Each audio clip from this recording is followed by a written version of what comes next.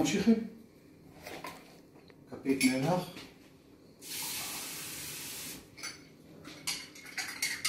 על כוס מים.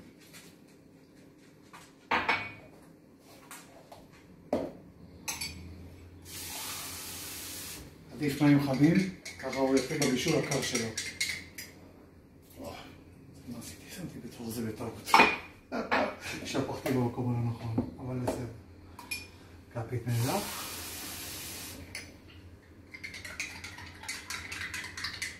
על כוס מים.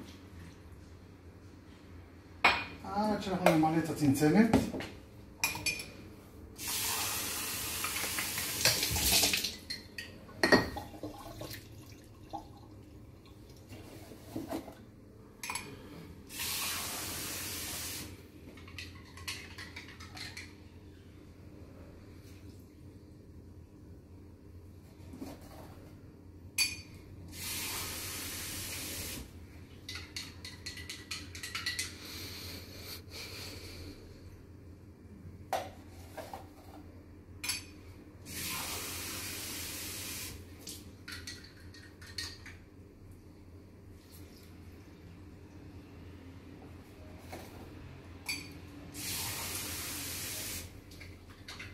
אפשר להוריד גם בכמות המלח, קצת פחות.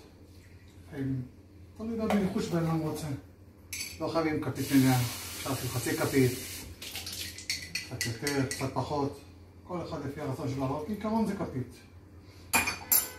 אני רוצה לציין שאני גם מוסיף חצי כוס חומץ על מנת לשבור את המליחות. יש לי פה בבקבוק הזה נשאר לי בערך חצי כוס. אז אני שם את זה בתוך הצנצנת. ועכשיו אני דואג שיהיה מלא עד הסוף. עד סוף הצנצנת יהיה מלא במים.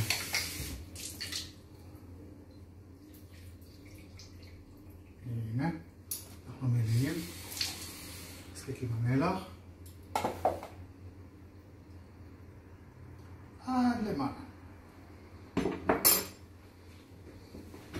פשוט מאוד.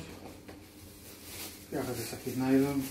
אם יש מכסה יותר טוב, לי פשוט המכסים נשברו לי, אז אני משתמש עם מסקינג טייפ, סוגר את זה,